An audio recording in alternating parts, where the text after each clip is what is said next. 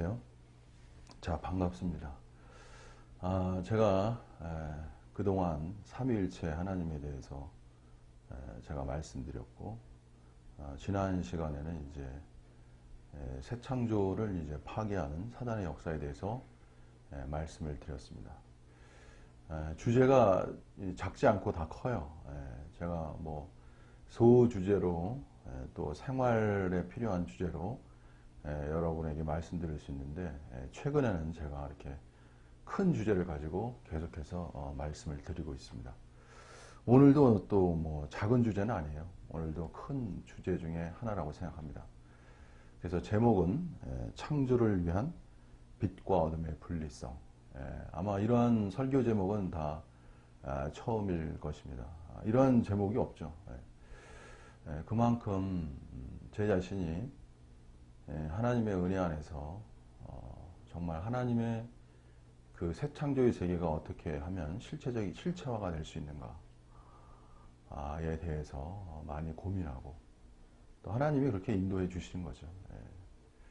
이끌어 주시고, 여러 가지로 이끌어 주시고, 사람을 통해서도 이끌어 주시고, 영감을 통해서도 이끌어 주시고, 환경을 통해서도 이끌어 주시고, 모든 것이 전체적으로 본다면 하나님의 은혜라고 생각합니다. 오늘도 뭐 간단한 주제는 아니에요, 사실. 큰 주제 중에 하나가 되겠습니다. 자, 창조를 위한 빛과 어둠의 분리성. 하나님은 그 욕망이요, 하나님의 욕망이라는 관점을 아셔야 돼요.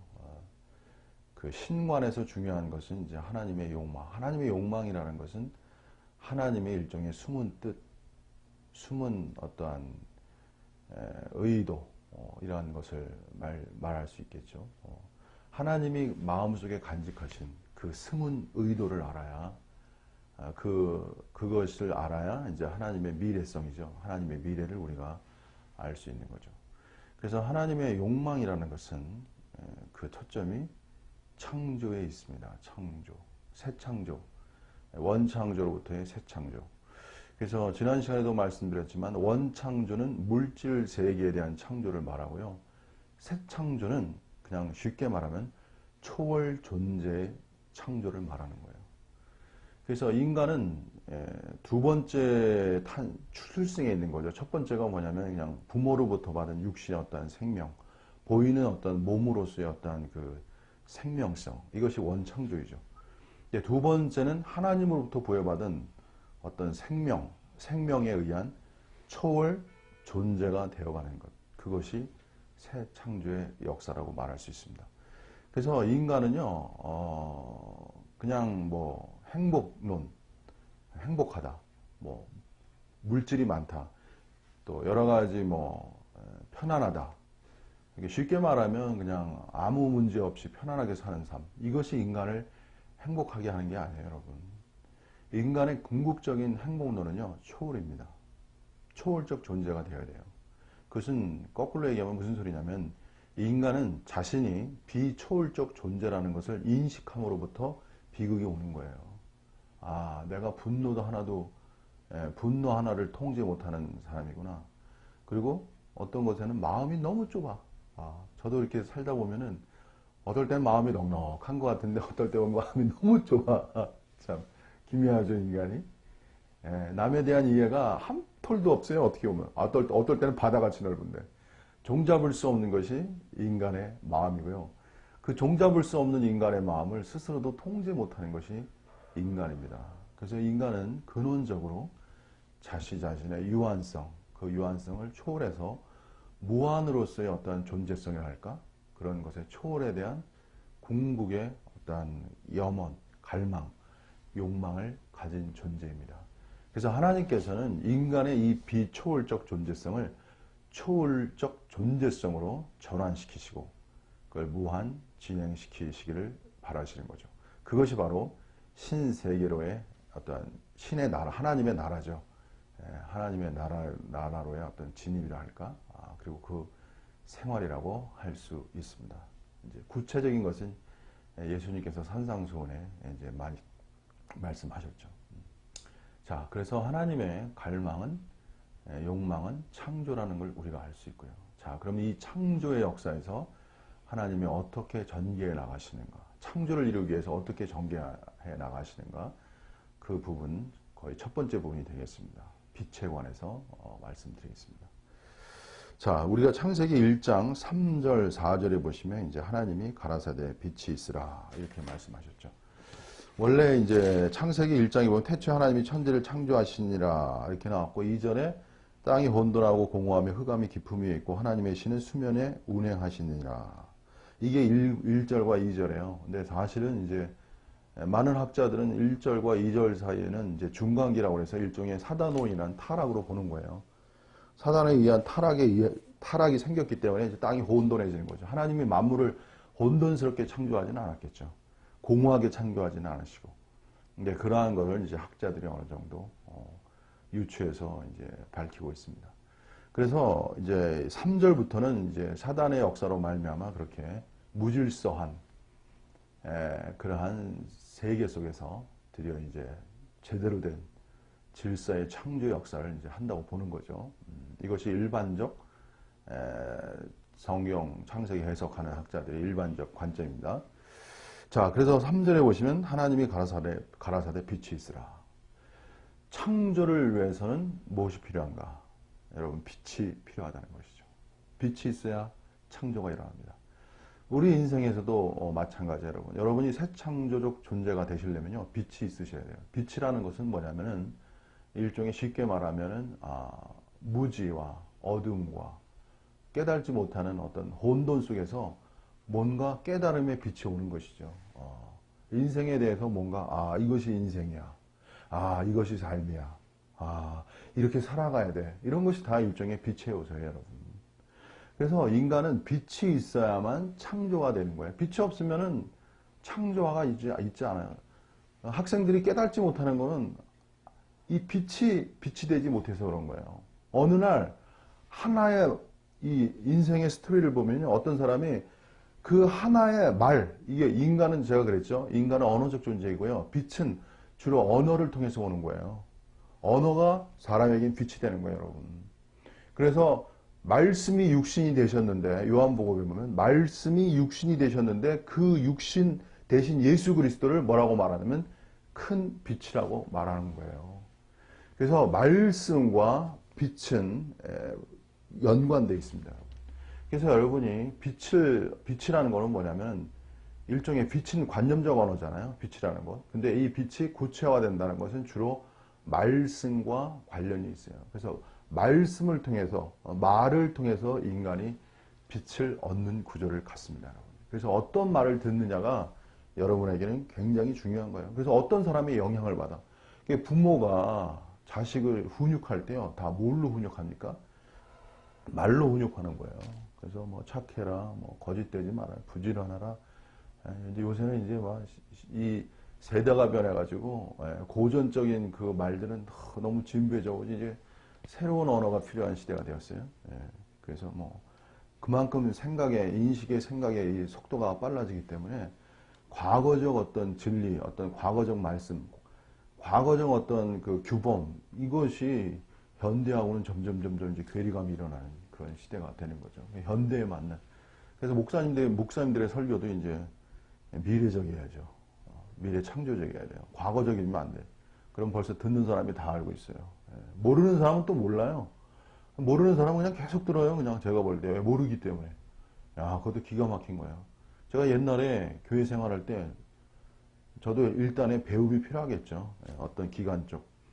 근데 지금은 옛날에 그 말씀을 들으면, 옛날에 전했던 그 설교자의 말을 들으면, 제가 그냥 할 말이 없어요.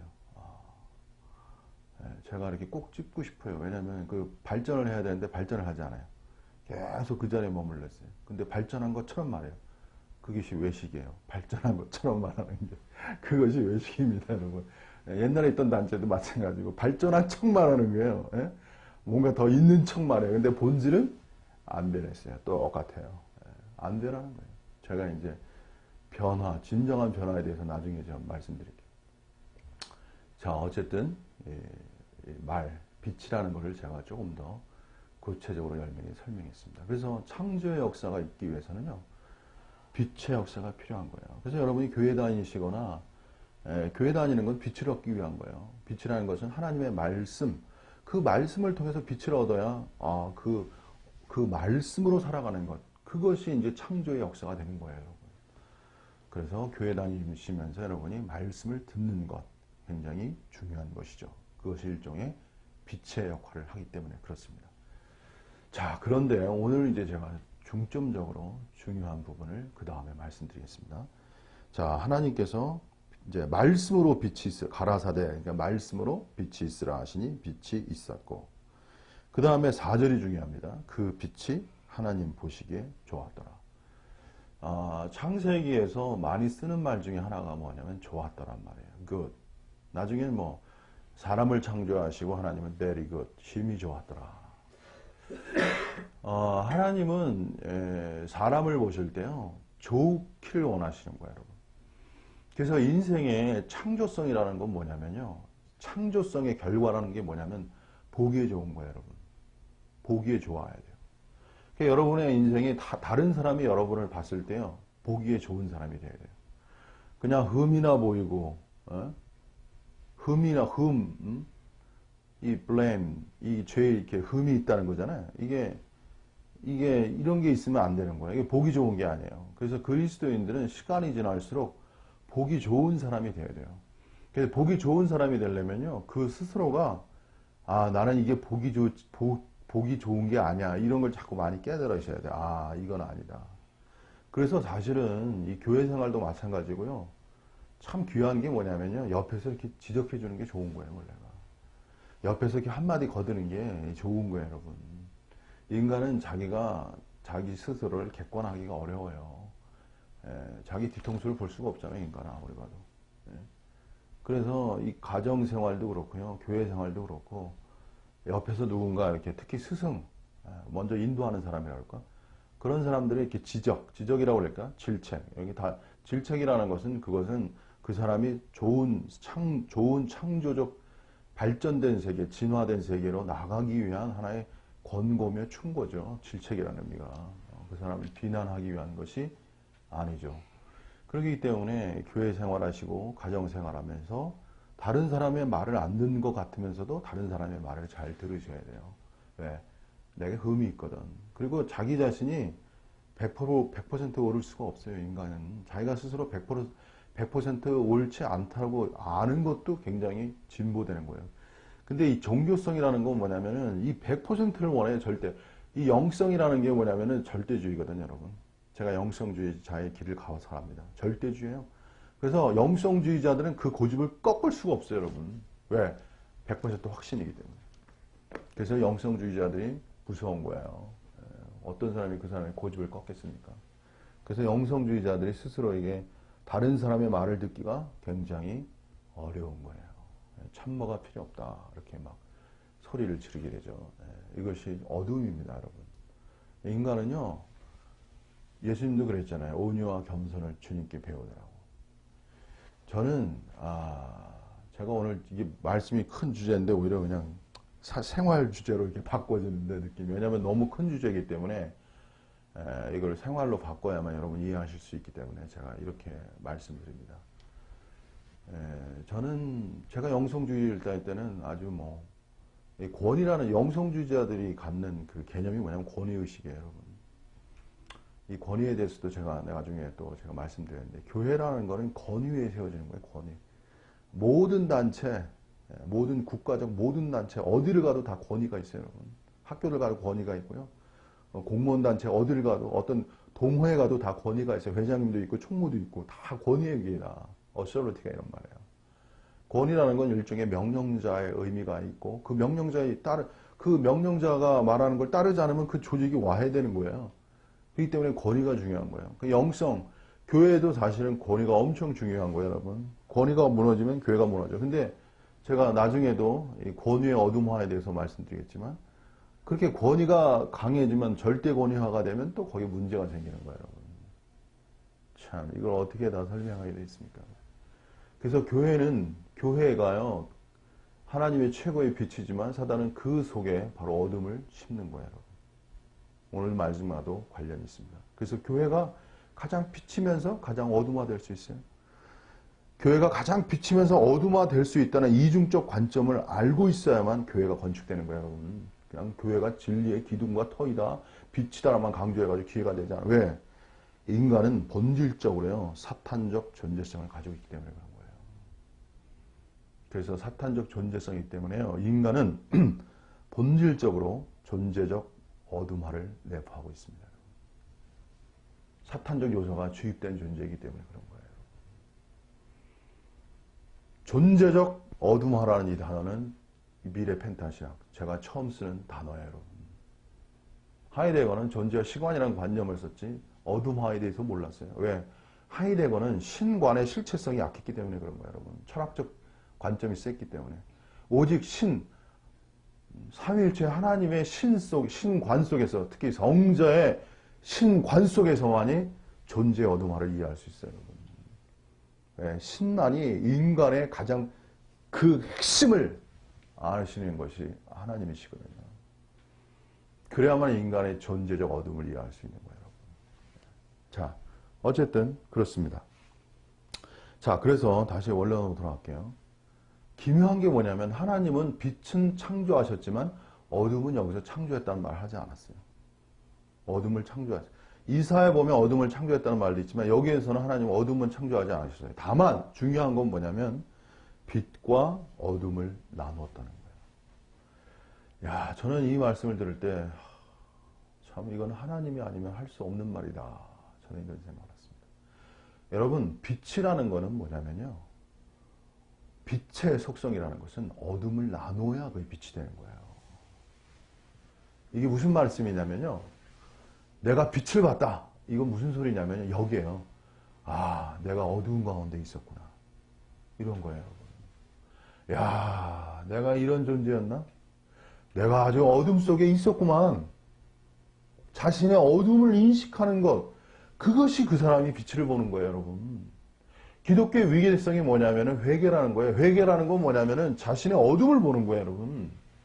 이것이 기독교만이 가진 위대한 거예요, 여러분. 저는 기독교인들이 기독교 위대성을 잘 몰라요. 이상하게도. 왜? 다 문자화가 돼요. 왜냐하면 개통 발생학적 관점으로서의 신관의 개념을 모르기 때문에 그래요. 어떻게 기독교가 나왔는지, 죄라는 것이 그 전 시대부터, 죄라는 개념은 그 전 시대에 없었다고. 스토아 철학이 헬라 철학인데, 스토아 철학의 헬라 철학은 죄의 개념이 약했어요, 거기는. 그 개념 자체가 없다고요. 거의. 그게 죄의 개념이라는 자체가 이게 보통이 아니란 말이에요, 여러분.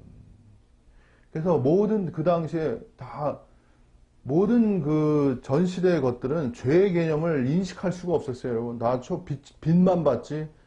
그 누가 죄를 바라봅니까, 여러분. 그래서 성자, 하나님이 이 땅에 오셔서 말씀하신 것이 뭐냐면 회개하라. 회개하라는 건 뭐냐면 너의 죄를 직시하라는 얘기예요. 내포하고 있는 거예요, 여러분.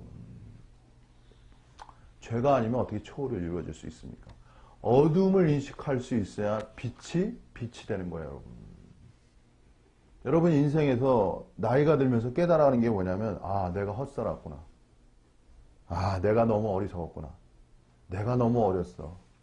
야, 내가 철들지 않았네. 이게 바로 자신의 어둠을 보는 거예요. 그 어둠을 본다는 건 뭐냐면 그 사람이 빛을 얻었다는 증거가 되는 거예요. 그래서 여러분께서 중요한 게 뭐냐. 여러분이 기독교 신앙 안에서 하나님의 말씀에 빛을 봤다는 것은 자신의 어둠을 인식한다는 개념을 아셔야 돼요. 그래서 하나님의 이 놀라운 말씀이 빛과 어둠을 나누사. 그래서 빛과 어둠의 분리예요, 분리. 빛과 어둠이 분리라는 건 뭐냐면, 이제 제가 이건 좀 깊은 말씀인데, 나중에 또 설명해야 돼요. 인간은 사탄적 존재화의 어떤 요소가 주입됐기 때문에요. 빛이 다 빛이 되지 않아요, 구조가, 여러분. 빛이 나중에 어둠화가 돼요, 여러분. 제가 여러분 이렇게 금방 이해하기는 어려운 얘기지만, 자. 그래서 이제 또 말씀드릴게요. 여기서 쉽게 말씀드릴게요. 어거스틴은 조명설이라는 것을 말했습니다. 조명설이라는 건 뭐냐면 이제 세 가지인데, 그게 무슨 소리냐면, 인간은 인식의 작용에 있어서 세 단계라고 보는 거예요. 뭐냐면 바깥, 외부적, 사물을 보면서 거기서 진리 세계를 인식한다. 이것이 첫 번째. 근데 외부적 감각 세계로는 진리 자체를 인식하기가 어려워요. 왜냐하면 외부 자체 세계가 변화되기 때문에. 그래서 그건 아니라고 본 거예요.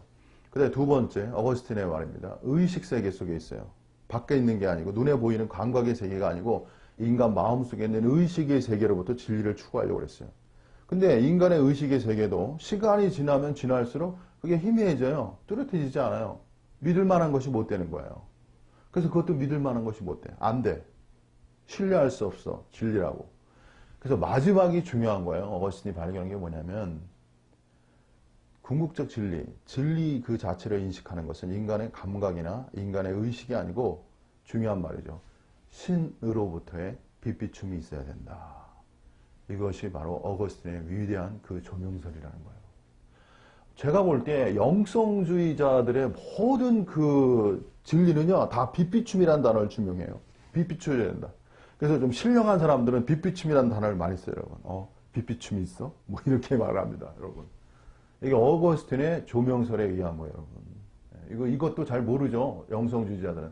이게 어거스틴에서 나왔다는 것도. 저도 나중에 알았으니까. 맨 처음에 빛비춤이 어떤 제가 아는 사람이 쓴 건 줄 알았더니 그게 어거스틴이니까 어거스틴이 위대한 교부 중에 최고의 교부라고 말할 수 있죠. 그래서 조명설, 다시 말하면 조명설이라는 건 뭐냐면은 인간은 그 자체가 무지와 어둠이라는 걸 전제하고 있는 거예요, 여러분. 인간은 하나님이 빛을 비춰주시지 않으면 볼 수 없는 존재라는 거예요. 이것이 강력한 파워를 갖는 거예요, 여러분. 기독교에서. 하나님이 안 비춰주시면 알 수 없는 거예요, 여러분. 구원도 마찬가지예요. 구원의 진리도 아무리 문자적으로 얘기해 소용이 없어. 어느 날 말씀이 빛비춤으로 그 사람에게 비춰줘야만 그 사람이 저기서 깨닫는 거예요. 하나님 말씀으로 어느 날 다가오는 거예요. 그게 존재자가 존재가 되는 게이죠. 하이데거에 의하면. 존재자가 존재가 되는 의미예요, 거기가. 네? 어느 날 말씀이 진짜 말씀이 되는 거예요. 뭐로 인해서? 빛비춤으로 인해서. 이게 위대한 진리죠, 여러분. 그래서 저도 과거에 정말 이 빛비춤이라는 단어를 사모하고 사모했습니다. 예, 좋아했어요, 제가. 예. 그 빛비춤이라는 단어가 중요한 단어인데, 자, 오늘은 조명설, 어거스틴의 조명설을 넘어서는 얘기를 하겠습니다. 그것이 어거스틴의 조명설이 지금까지 기독교를 이끌어온 빛에 대한 설명이에요, 여러분. 현존하는. 제가 새로운 기독교를 말하잖아요, 이제. 새로운 기독교는 뭐냐? 빛과 어둠이 나누어지는 거예요. 그게 무슨 소리냐면 사단의 존재성은 두 가지입니다. 사단은 첫째, 빛을 가리는 존재예요. 근데 두 번째가 더 중요한 거예요. 두 번째는 뭐냐? 사단은 빛을 가릴 뿐 아니라 빛이 있는 사람들에겐 빛을 어둠화하는 자입니다. 이것이 중요한 거예요, 두 번째가. 그래서 세속성 속에서는 그냥 빛을 가려요. 하나님 말씀을 가려버려요.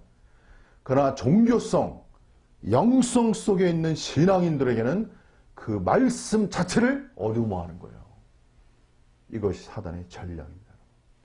웨일즈 부흥회 보시면요. 웨일즈 부흥회 그들은 절대적이었어요. 저는 절대적인 자를 좋아해요. 그들은 정말 영의 세계라는 건 비밀의 세계인데 그걸 막 실체화하기 위해서 얼마나 노력했는지 몰라요. 그들이 자기를 부정하는 걸 말했어요. 자기 부정을. 자기를 부인하지 않고 나를 따를 수 없다. 자기 부정을 그들은 너무 간절히 사모했어. 자기 부정화가 일어나야만이 뭐가 일어나? 영의 실체의 세계에 들어간다는 이런 어느 정도 감지했기 때문에. 근데 사단은 어떻게 속여요? 자기를 부인하라는 자기 부정을 자기 의지를 소멸시키는 걸로 만든다고. 이것이 말씀의 어둠화라는 거예요, 여러분. 이것이 바로 사단의 존재성이라는 겁니다.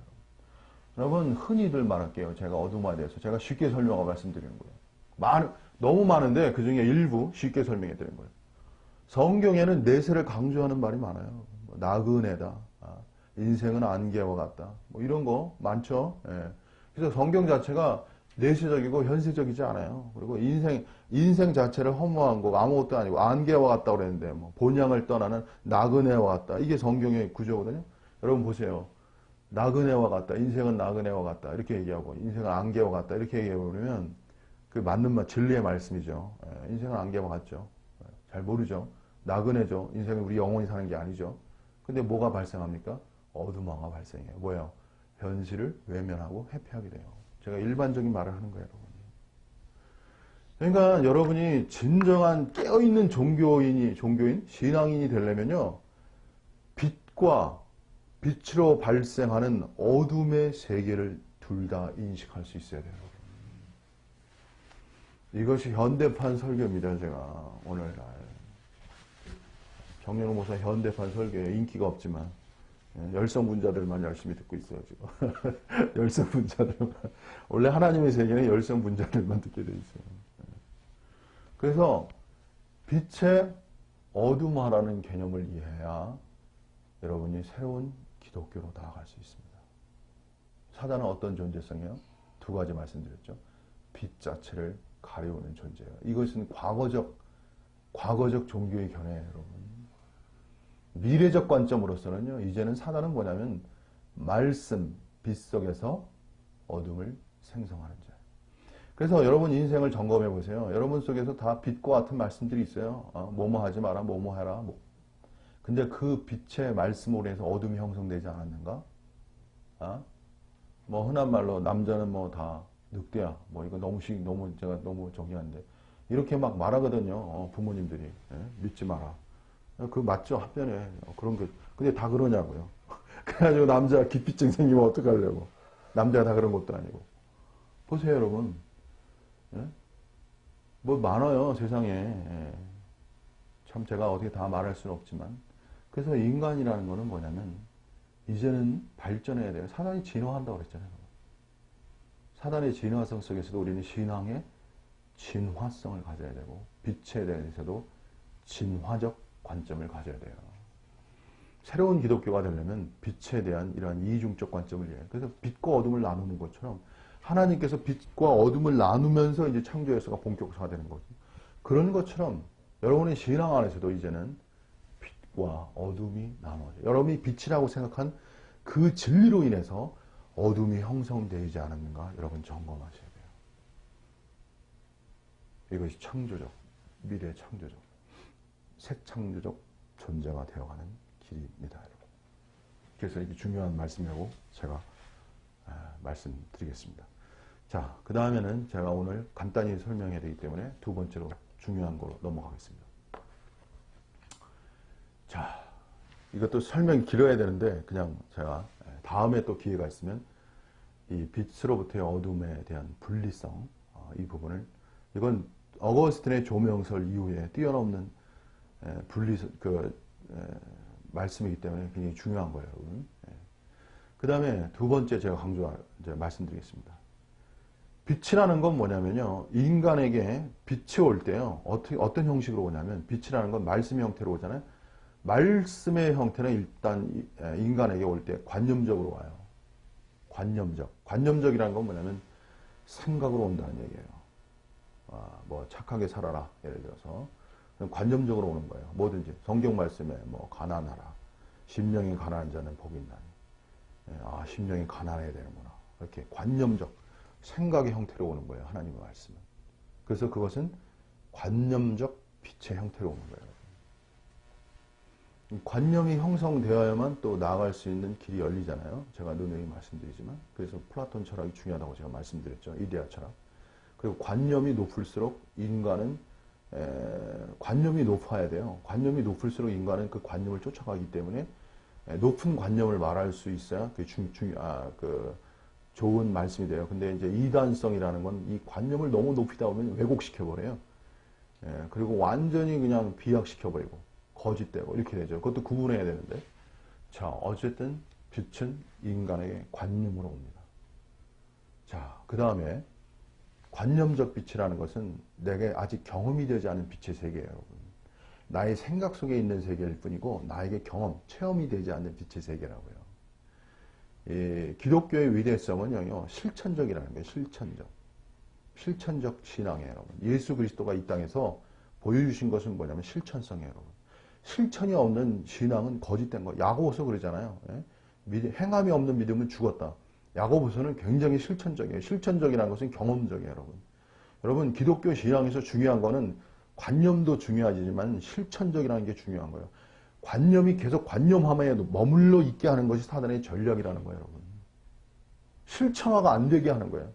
그래서 성도의 바르고 깨끗한 양심이라는 건 뭐냐면 관념적 상태가 실체화되지 않을 때, 경험화되지 않을 때, 내 것이 되지 않을 때 이거 괴로워야 돼. 이것이 가난이에요, 여러분. 이게 가난의 진정성이에요, 여러분. 가난은 뭐냐면은 관념으로 어마어마한 걸 본 거야. 부한 세계의 일종의. 근데 그 부한 것을, 가난이라는 것은 어떻게 형성되냐면요. 이런 거예요, 여러분. 쉽게 말해. 제가 미국 같은데, 우리나라가 못 살 때 미국 같은 걸 한번 봐야 돼요. 그래, 가난이 인식되는 거예요, 여러분. 잘 사는 나라를. 자기가 못 살면은, 부한 것을 모르면 자기가 가난한 거를 또 잘 몰라요, 인간이. 뭘 그렇게 사나 보다.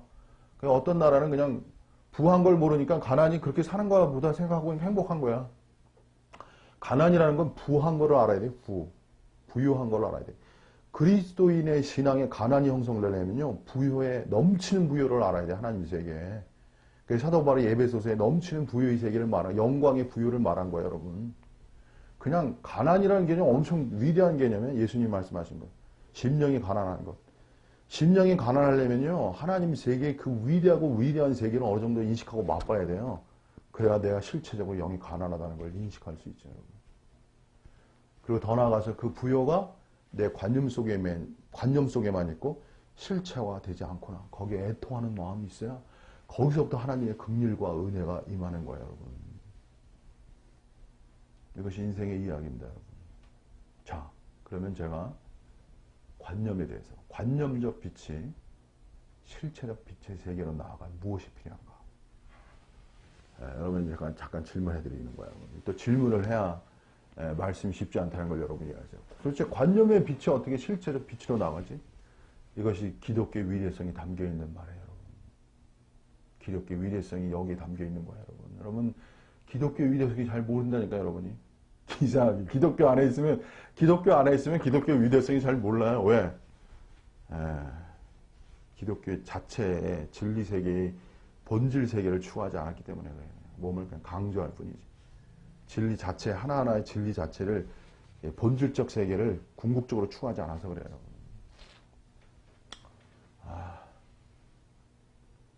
관념적 빛이 실체적 빛의 세계로 전환되기 필요한 게 뭐냐면 기독교에서 그렇게 많이 말하는 믿음이라는 거예요, 여러분.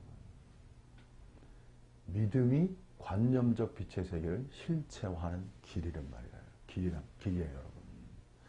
야고보서가 그랬잖아요. 믿음이, 행함이 없는 믿음은 죽은 믿음이라. 관념적 빛은 뭐냐면요, 알을 형성하는 거예요. 알. 빛이라는 건 뭐냐면 속성이 사람을 알게 하는 거예요. 근데 아는 것은 인간의 지성 속에 있는 거예요. 지성으로 알잖아요. 이성으로 알고. 그게 관념이에요, 여러분. 그래서 아는 거예요. 관념적 빛은.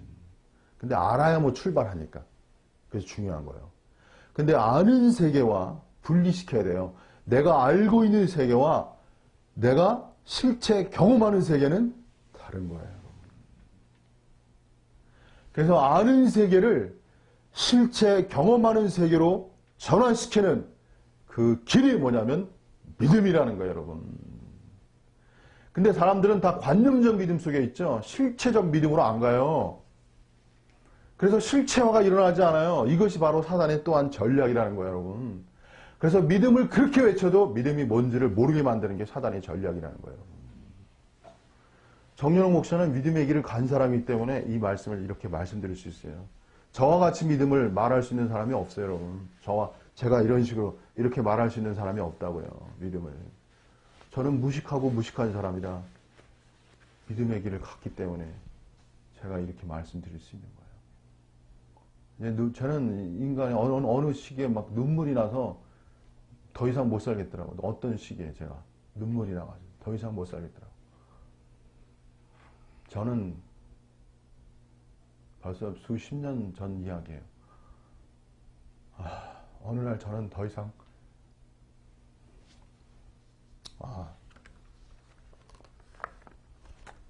제가 먹먹해지는데 그래서 어쨌든 저는 어느 날, 그건 10년 지났어요. 그것도 10년 넘었는데 결정했어요. 제가 믿음으로 산다는 거예요. 제가 한 40년 이상을 신앙생활 했는데 한 10년 전에 더 이상은 내가 이렇게 살 수 없다. 제가 믿음의 길을 간다. 이렇게 선언한 적이 있고 그렇게 갔습니다. 그때 이제 저에게 초월 능력의 세계가 열리더라고요. 다른 세계가 열렸어요. 이제 뭐 그거는 나중에 제가 차차 말씀드립니다.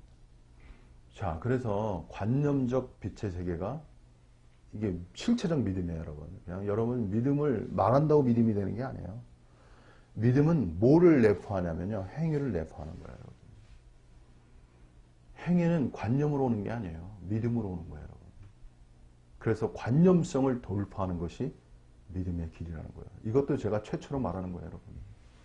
기독교 설교에서.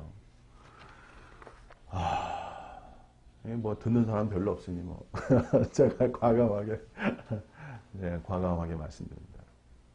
많은 고민과. 근데 그 다음이 더 중요합니다, 여러분. 마지막 제가 정리하는 거예요. 믿음은, 사단은 그럼 뭐냐? 사단은 관념적 빛의 세계를 실체화되지 못하도록 믿음의 길을 차단하는 게 사단의 전략이에요. 1차 전략. 전략이 아주 사단도 굉장히 체계적이에요, 여러분. 빛을 가리고. 다 체계적입니다, 사단이. 얼마나 체계적인데, 사단이. 그래서 실체적 믿음의 세계를 가리는 것이 사단이에요. 그래서 많은 사람들은 관념적 믿음으로 가지고 있어요. 근데 깨끗한 양심이라는 건 뭐냐면 관념적 믿음이 실체화되지 않을 때 괴로워할 수 있는 양심. 그것을 깨끗한 양심이라고 말하는 거예요. 자, 깨끗한 양심도 뭐 어떤 사람 많이 얘기하는데 뭐가 깨끗한 양심인지 그냥 과거적 양심만 다 거짓된 거예요, 거짓된 거. 자, 그 다음에는요, 더 중요한 게 있어요, 여러분. 사단은 어떤 존재냐? 바로 그 믿음을 어둠화하는 거예요. 이 믿음을 어둠화하는 세계가 형성되면 이제 뭐가 발생하냐면 갈수록 오류가 발생해요. 이게 아주 비밀 중에 비밀의 이야기입니다, 여러분. 갈수록 오류가 발생해요. 이건 비밀스러운 얘기입니다, 여러분. 이거는 믿음의 길을 가지 않은 사람은 도저히 이해할 수 없는 영역이에요, 여러분. 믿음이라는 건 뭐냐면 실체화하고요. 또 하나 단어 쓸게요. 초월화예요, 여러분. 하나님이 믿음을 가지라. 믿음이 왜 초월한지 아십니까? 믿는 자에게는 능치 못함이 없느니라. 이게 성자의 말씀이에요, 여러분. 이런 성자의 말씀이 다 죽었어요, 여러분. 다 관념으로만 된다고. 믿는 자에겐 능치 못함이 없느니라. 이 죽어가는 말씀이 됐다니까, 여러분. 그냥 믿음은 바라는 것에 실상이요. 그냥 소망화로 돼버렸죠, 믿음이. 이것이 사단의 전략이에요, 여러분. 그냥 소망화가 됐어요, 믿음이. 바라는 것들의 실상이라고. 바라는 것이 소망화적인 믿음으로 돼버렸다고. 믿음은 믿는 자에겐 능치 못함이 없느니라. 이 세계가 다 죽어버렸어요. 성령은 어떤 분이에요? 믿는 자에게 능치 못함이 없는 것을 역사하는 것이 바로 성령의 역사라는 거예요, 여러분. 누가 과감히 이 세계를 도전하겠습니까? 누가 과감히 이 세계로 나아가겠어요? 근데 사단은 어떤 존재냐? 바로 이 믿음을 어둠화시키는 거예요. 그래서 믿음의 어둠화를 돌파하는 대믿음의 세계를 인식해야 돼요. 이것은 바로 신이성을 가져야 되는 거예요. 무슨 소리냐면 사단이 어떻게 믿음의 어둠화를 통해서 인간을 파괴하는가를 낱낱이 이해할 수 있어야 돼요.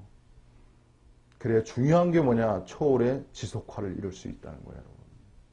웨일즈 부흥은 초월의 지속화가 안 된 거예요.